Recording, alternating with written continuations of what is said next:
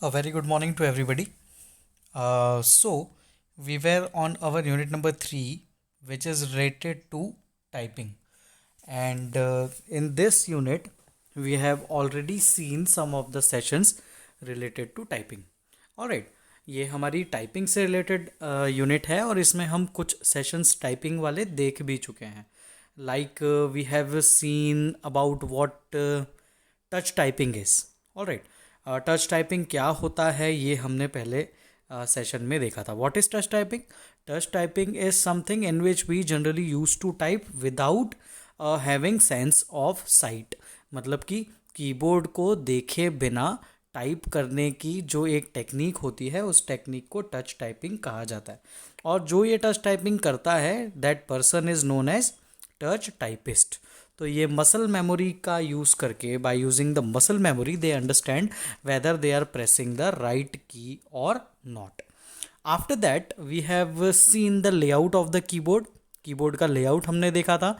मैंने आप लोगों को बोला भी था कि आप लोगों को ये बिल्कुल याद रखना है.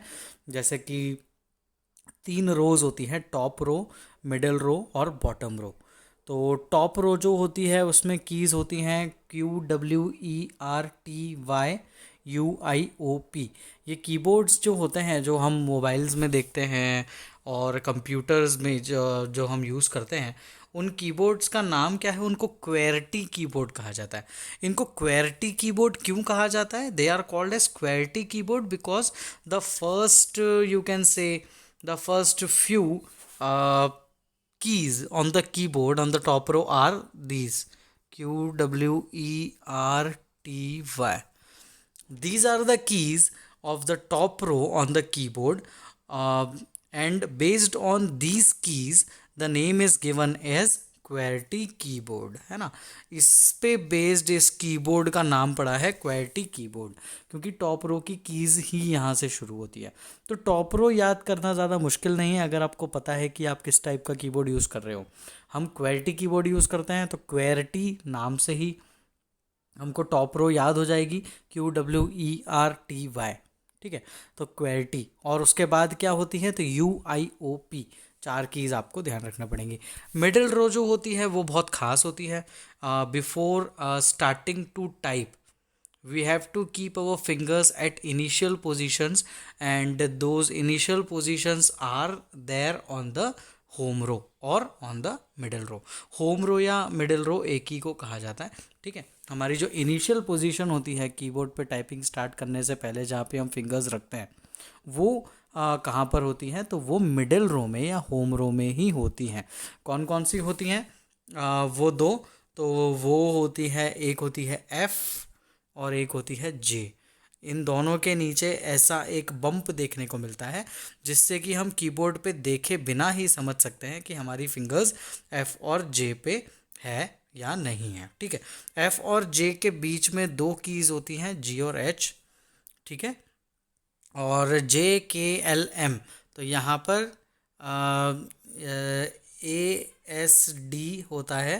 ठीक है, ASDFGHJKL और ये कीज़ इसके बाद होती हैं. ठीक है, तो ये हुई हमारी मिडिल रो. F और J तो हमको पता है, F और J are the initial positions, and on the left side of F you can see ASD. F और J के बीच में होता है GH और J के बाद क्या आते हैं? K और L. तो यहाँ पर भी K और L को उसी ऑर्डर में रखा गया है. So this is the middle row that you must remember. And the bottom row is control Z key Z, control X तो कट, कंट्रोल C तो कॉपी, कंट्रोल V तो paste, ZXCV, control B to bold, control N to new और control M. ऐसी कुछ keys होती हैं bottom row में. ये किस ऑर्डर में अरेंज्ड है? तो ये इस ऑर्डर में अरेंज्ड है.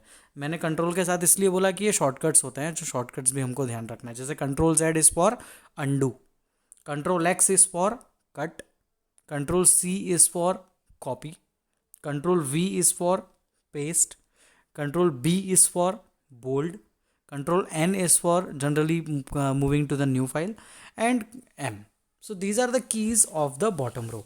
ये आपको याद रखना पड़ेगा. ठीक है, after that we went to the second session. हाँ, इसमें और पहली यूनिट में, पहले सेशन में और क्या चीज़ थी कि क्या कैसे बैठना है ना, कुछ एडवाइजेस थी कि कैसे बैठना है, 90 डिग्री का एंगल होना चाहिए, स्ट्रेच्ड हैंड कीबोर्ड, हम जहाँ पर बैठे हैं वहाँ से मॉनिटर पे हमारा हाथ टच ना हो, इतनी दूरी एटलीस्ट हो हमारी कीबोर्ड से, है ना, कीज़ को ज़ोर से हैमर नहीं करना है. So these were some of the we can say tips and advices which are supposed to be given to us before starting to type. After that we went to the session number 2, and session 2 was related to the user interface of rapid typing tutor. Rapid typing tutor का है, तो rapid typing tutor एक software है जिसका use करके हम typing करते हैं. तो रैपिड टाइपिंग ट्यूटर कैसा दिखता है, तो उससे रिलेटेड हमने पिछला सेशन देखा था जहाँ पे कुछ टास्क बार था. ये देखो, ये टास्क बार था, कुछ ऑप्शंस का विंडो था, लेसन स्टैटिस्टिक्स, और ये हॉरिजॉन्टल रो बटन्स थी, हॉरिजॉन्टल 3 बटन्स, वर्टिकल 3 बटन्स, एक टेक्स्ट पैनल था, कंट्रोल पैनल था और कीबोर्ड था. तो ये कुछ इस तरीके से इन्होंने यहाँ पर बताया हुआ है. आप लोग देख सकते हो यहाँ पर इन्होंने क्लियरली बताया हुआ है कि आपको फिंगर्स कहाँ रखनी होती हैं और कैसे रखनी होती है. तो वो इस तरीके से इन्होंने यहाँ पर हमको बताया हुआ है, इसी तरीके से हमको फिंगर्स प्लेस करनी होती हैं. चलिए, now today's topic is our session number 3 which is begin lessons. अब हमको पता चल गया है, now we know what rapid typing is, we know what touch typing is, what rapid typing tutor is, which keys are there in which rows, that also we know. तो हमको सारी चीज़ें लगभग अब पता है. अब हमको सीधे टाइपिंग चालू करना है, लिखना चालू करना है. तो लिखना चालू करने से पहले जो टास्क बार होता है, ये we have to use this task bar. कैसे यूज़ करना है? Before starting to type you have to select the language, the keyboard in which language you want. So you have to select here en, which stands for English. All right, so you have to select en over there. In the next window you have to select the you can say the level. आप लोगों को यहाँ पर level select करना पड़ेगा कि कौन से लेवल पर आप, कौन से लेवल के क्वेश्चंस आप सॉल्व करना चाहते हो. तो यहाँ पर बिगिनर, इंटरमीडिएट और एक्सपर्ट, 3 लेवल्स यहाँ पर इन्होंने दे रखे हैं. And the third most thing जो है दैट इज़ उसमें से कौन से कैटेगरी का लेसन हमको करना है. तो उसमें भी बेसिक्स वाला लेसन. अब उस लेसन के अंदर भी कुछ अलग अलग कैटेगरी हैं, तो वो सारी कैटेगरीज यहाँ पर दी हुई हैं कि आपको कौन सी कीज़ FJDK पे वर्क करना है. तो अभी आप सिर्फ FJDK ही टाइप करना सीखोगे. कुछ इन्होंने अलग अलग लेसन्स बना रखे हैं, उन लेसन्स का यूज़ करके हम लोग टाइपिंग सीखेंगे. तो वो लेसन्स यहाँ पर इन्होंने हमको समझाया हुआ है कि आप यहाँ से सिलेक्ट कर सकते हो. So before starting to type, this is the very first step that we need to know. You need to select the keyboard, you need to select the level, you need to select the lesson, you have to select the lesson category. ये 4 काम हमको करने होते हैं. Once we are done with this, ये सारी चीज़ें जो मैंने अभी आपको बताई, ये इन्होंने यहाँ पर लिख कर बताई है कि क्या क्या करना होता है. तो आप लोगों को लेवल सेलेक्ट करना होता है, कीबोर्ड सेलेक्ट करना होता है, लेसन की कैटेगरी सेलेक्ट करना होता है ना. और उसके बाद जो लेसन आपको सिलेक्ट करना है, उस लेसन को अल्टीमेटली आप लोग सेलेक्ट करके टाइपिंग कर सकते हो.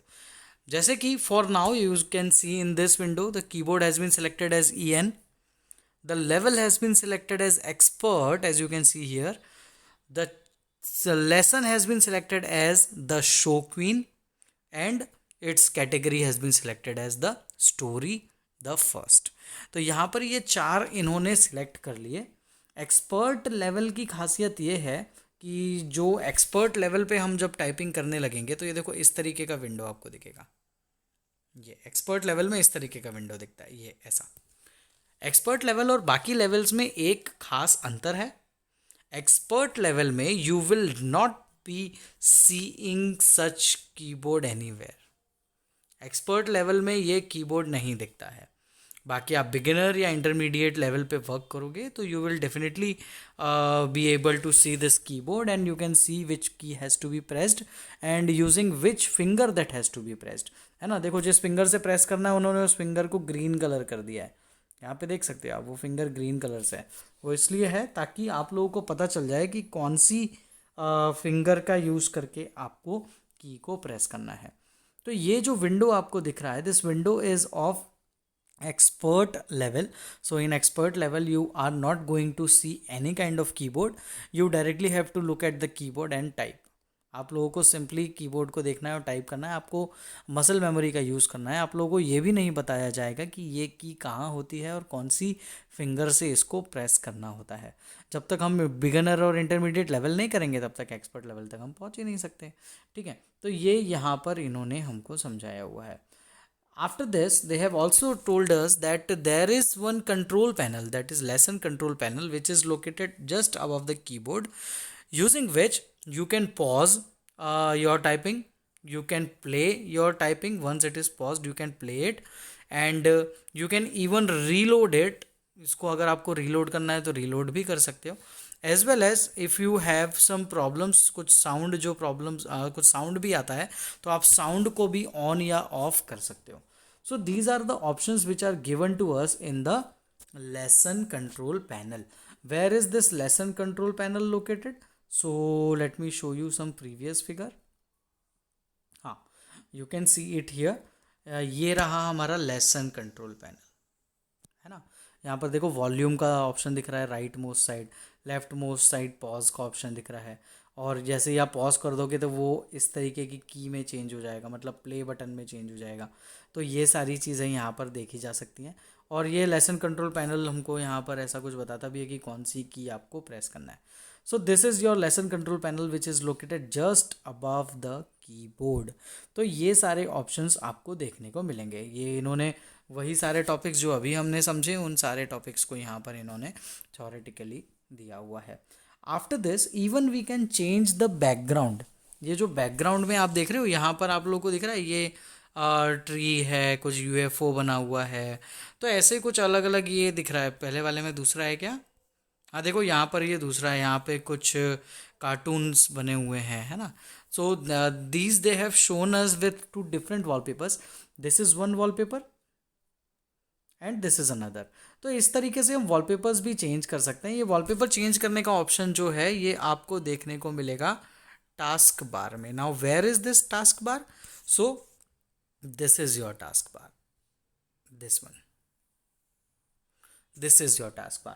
And from where you can change the wallpaper? So this is the option using which you can change the wallpaper of the rapid typing tutor. तो यहाँ पर आपको wallpaper change करने का option भी दिया हुआ है। आगे देखते हैं। While making your way through the lessons, you will probably mention two progress bars, one in green and another in yellow on the lesson control panel. ये जो आपका लेसन कंट्रोल पैनल है, यहाँ पर कीबोर्ड नहीं है तो ये ही आपका लेसन कंट्रोल पैनल है ना। ये पूरा जितना है ये आपका लेसन कंट्रोल पैनल है। तो ये जो लेसन कंट्रोल पैनल है, अगर मैं इसको थोड़ा सा जूम इन करूँ तो आप लोग शायद एक चीज़ देख पाएंगे कि यहाँ पर दो अलग अलग कलर्स की लाइंस दिख रही हैं। ये एक ग्रीन कलर की लाइन दिख रही है और ये एक ऑरेंज या येलो कलर की लाइन दिख रही है। ये दो कलर्स की लाइन क्या बता रही हैं ये हमको पता होना चाहिए। ये जो ग्रीन कलर की लाइन है ये बता रही है कि ये ओवरऑल लेसन कितना आपने कंप्लीट कर लिया है। ये पूरा स्क्रीन के एंड तक जाता है ना। ये ग्रीन कलर स्क्रीन के एंड तक जाएगा। तो आप ये ग्रीन कलर देखकर समझ सकते हो, you can easily understand by looking at this green colour that how much you have completed the chapter and how much this lesson is left, है ना। इस ग्रीन कलर के प्रोग्रेस बार को देखकर हम ये पता कर सकते हैं कि हमने ये वाला लेसन कितना कंप्लीट कर लिया है और हमारा ये वाला लेसन कितना बचा हुआ है। चलो ये तो हुई ग्रीन प्रोग्रेस बार की बात। जो दूसरा ये येलो प्रोग्रेस बार है या ऑरेंज जो भी हम बोल रहे हैं, ये जो येलो प्रोग्रेस बार है, इस येलो प्रोग्रेस बार का क्या काम है? So this yellow progress bar generally gives you some time. It starts from here and continues to decrease decrease decrease decrease decrease and and. ये यहाँ एंड से चालू होता है और डिक्रीज होते जाता है। ये आपको ये जो ऑरेंज प्रोग्रेस बार है या आप येलो प्रोग्रेस बार बोल लो, ये जो येलो प्रोग्रेस बार है, ये येलो प्रोग्रेस बार ये बताता है कि आपने पिछली की, जैसे FJD के कीबोर्ड टाइप कर रहे हो, आपने F प्रेस कर दिया, अब उन्होंने बोला कि अब आपको J प्रेस करना है, तो ये जैसे ही आप F प्रेस कर दोगे तो ये ऑरेंज आखिरी तक जाएगा और ये कम होता जाएगा कम होता जाएगा कम होता जाएगा। इसका मतलब ये है कि वो आपको टाइम दे रहा है कि इतना टाइम और बचा है अगली की प्रेस करने के लिए। इतनी देर में आपको अगली की प्रेस करनी है रिदम मेंटेन रखने के लिए। तो यहाँ पर ये जो येलो प्रोग्रेस बार होता है, it provides us time, a duration in which we have to press the next given key. तो दो प्रोग्रेस बार्स आपको यहाँ पर रैपिड टाइपिंग ट्यूटर में देखने को मिलेंगे। पहला होगा ग्रीन प्रोग्रेस बार, जो कि ओवरऑल लेसन की कितनी स्टेटस है, क्या है, वो बताएगा। और जो येलो प्रोग्रेस बार है वो ये बताएगा कि आपके पास कितना टाइम है, कितने सेकंड्स हैं जिनमें आपको अगली की प्रेस करना है। So you must remember this. एक मिनट, हाँ। सो यू मस्ट रिमेंबर कि कौन सा प्रोग्रेस बार क्या करता है। चलो इसको थोड़ा सा हम थ्योरेटिकली रीड भी कर लेते हैं, इन्होंने यहाँ पर क्या लिख के बताया। The green progress bar shows you the percentage of completion for the current lesson, है ना। हमारा जो करंट लेसन है वो कितना कंप्लीट हो गया है, उसकी प्रोग्रेस हमको कहाँ पर दिखेगी, तो ये ग्रीन कलर के प्रोग्रेस बार पे दिखेगी कि हमने कितना परसेंटेज हमारा ये वाला लेसन कंप्लीट कर लिया है। और what about yellow progress bar, तो yellow progress bar reflects the acceptable time period for typing a single character. किसी सिंगल कैरेक्टर को टाइप करने के लिए कितना एक्सेप्टेबल टाइम पीरियड आपके पास है, वो एक्सेप्टेबल टाइम पीरियड यहाँ पर येलो प्रोग्रेस बार शो करता है।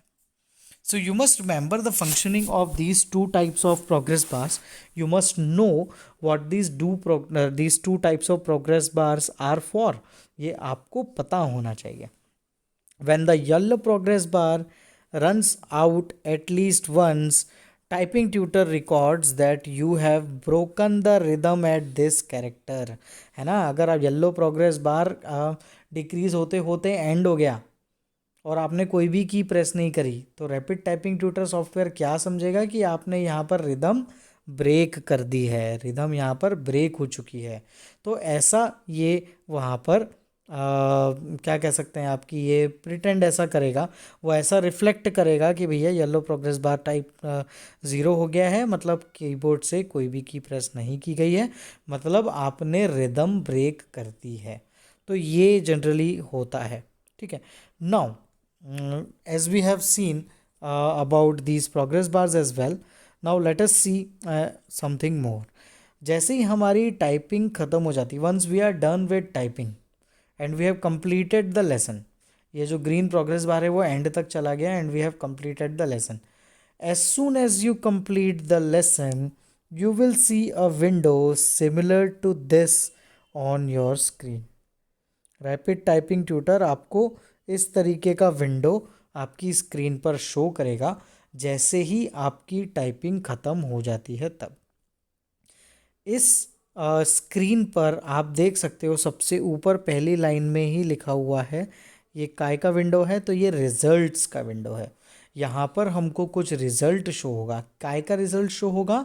About our typing speed and accuracy, all the details about the lesson, how we attempted the lesson and how we have typed the keys and how correctly we have typed the keys, all those things will be taken care of under this results section. तो इस result section में हमको clearly यहाँ पर सारी चीज़ों का track मिल जाएगा। जैसे कि आप देख सकते हो ये जो स्क्रीनशॉट है, इस स्क्रीनशॉट को देखो, ये जो पर्सन है जिसने भी ये टाइप किया होगा, जिसका ये रिज़ल्ट है, उसमें आप देख सकते हो उनका जो रिज़ल्ट आ रहा है यहाँ पर चैम्पियन के पास इनका मार्कर दिख रहा है। ये दिख रहा है मार्कर रेड कलर का, ये मार्कर कहाँ दिख रहा है? चैम्पियन के पास। मतलब काफ़ी अच्छी टाइपिंग इन्होंने की है। कितने WPM रहे? अब WPM में आपको ऑलरेडी बता चुका हूँ। WPM का मतलब क्या होता है? वर्ड्स पर मिनट। एक मिनट में आप कितने वर्ड्स टाइप कर रहे हो उसको बोलते हैं WPM। तो यहाँ पर इन्होंने, जिसका ये स्क्रीनशॉट है, उन्होंने कितने वर्ड्स टाइप करें? सो 92 वर्ड्स पर minute. This particular person has typed 92 words पर मिनट।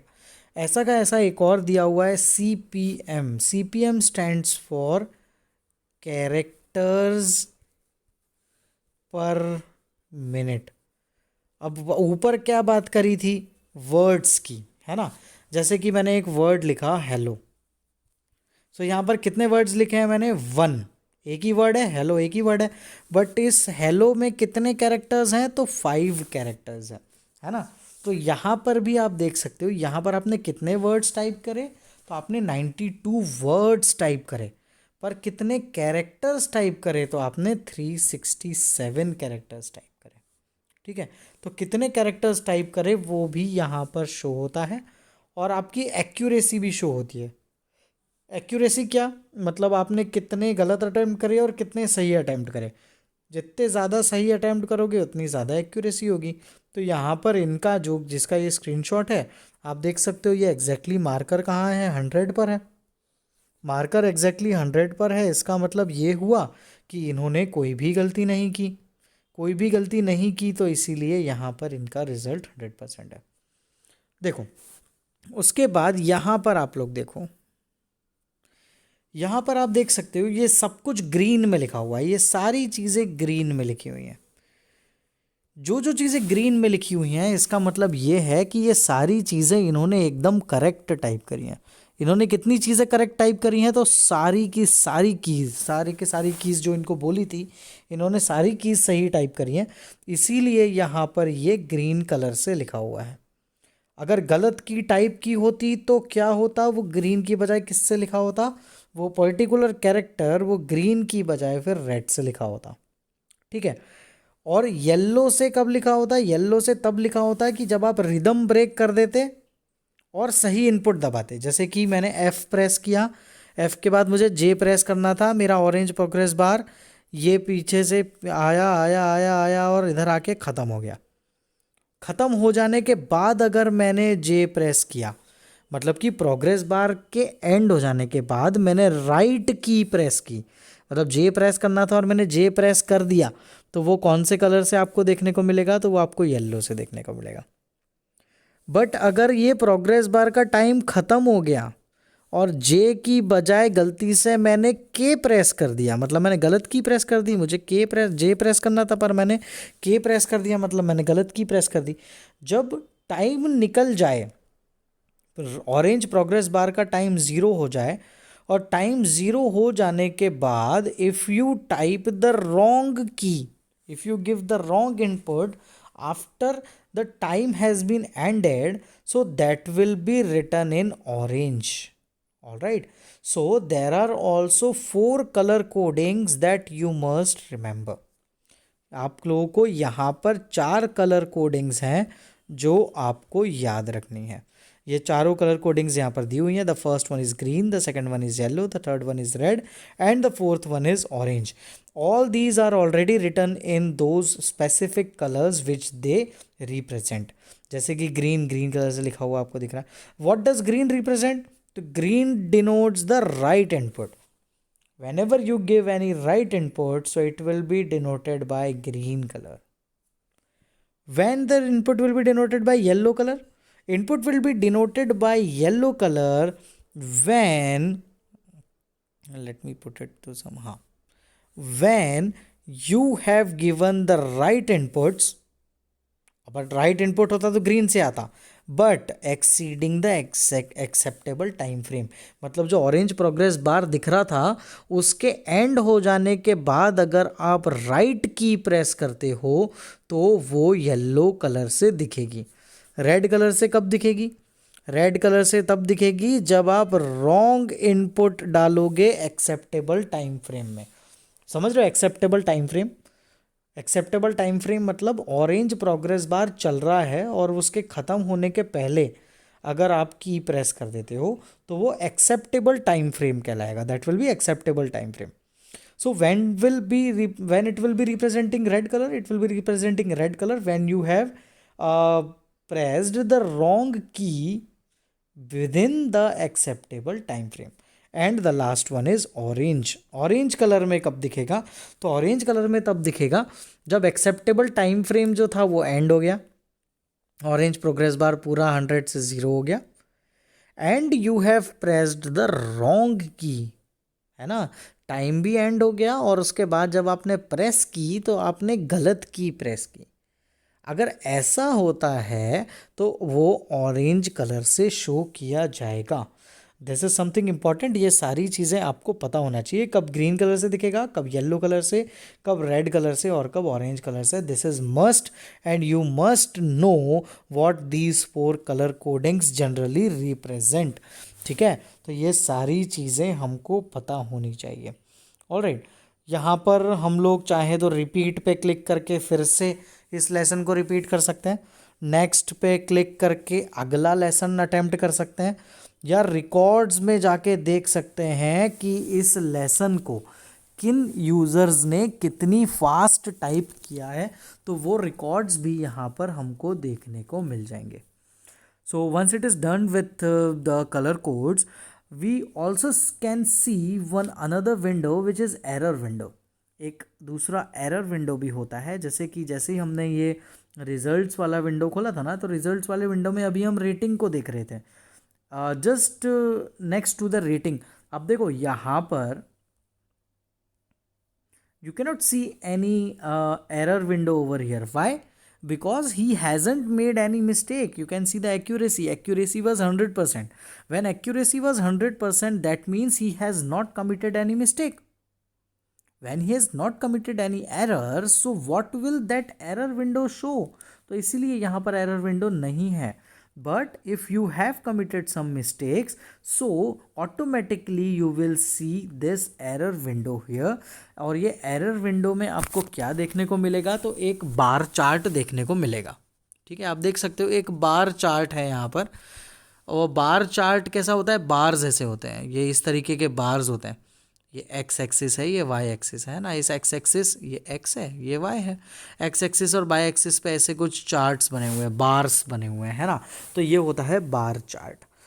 एक्स एक्सिस जो होती है, एक्स एक्सिस जनरली किसको रिप्रेजेंट करती है, तो एक्स एक्सिस रिप्रेजेंट करती है जनरली कैरेक्टर्स को. कौन से कैरेक्टर्स थे, तो ये देखो ये सारे कैरेक्टर्स यहाँ पर एक्स एक्सिस में दिए हुए हैं.